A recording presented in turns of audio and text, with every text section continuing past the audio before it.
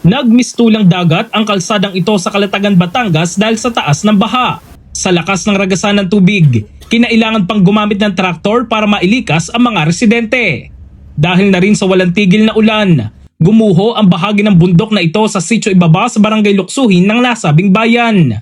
Mag-asawang senior citizen ang natabunan na kinilalang sina Irenea at Toroba de Padua. Kwento ni Sena, kakain na raw sana sila pero naisipan muna nila na bumili ng kape dahil sa malamig ang panahon. Naiwan ang mag-asawa sa bahay at kasama ni Sena ang kanyang kinakasama at pamangkin pero hindi pa sila nakakalayo ay bigla na lamang gumuho ang lupa sa likuran ng kanilang bahay. Sobrang sakit ko. Lalo nakahapon ng ilikas kami. Yung sakit isipin na nakabuo ng nanay tatay ko na doon kami sa ospital.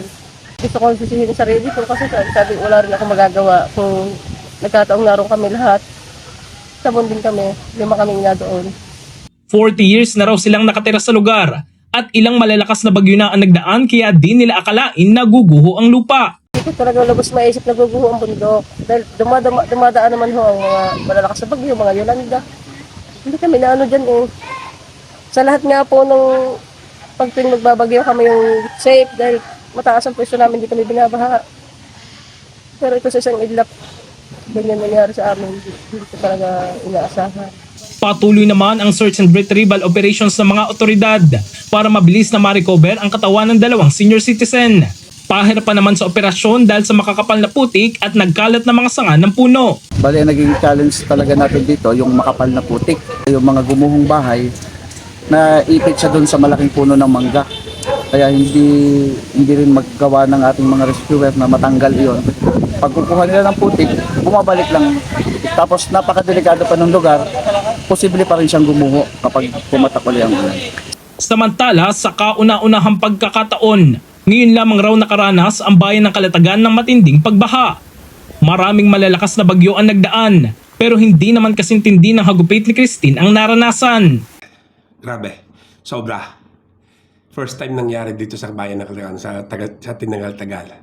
Hindi ito yung aming ini-expect na laging na grabeng baha.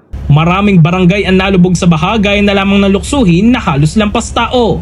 Quarrying ang isa sa tinitingnan dahilan ng mga residente.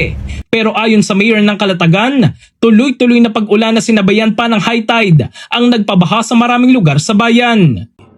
May contribution pero maliit na portion lang yung quarrying eh. Hindi naman doon nanggaling yung baha eh.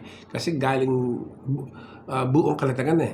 Magdamag, maghapong umulan, may sinabayan pa ng high tide kaya ang taas ng baha. Sa ngayon ay pag-aaralan ng munisipyo kung ano ang mas magandang gawin kung kailangan ng ipatigil ang mga quarrying para maiwasan na ang malawakang pagbaha.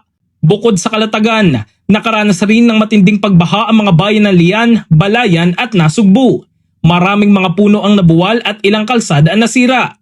In the heart of changing lives, ito si Brigada Jigo Custodio ng 105.1 Brigada News of Manila, The Music News Authority.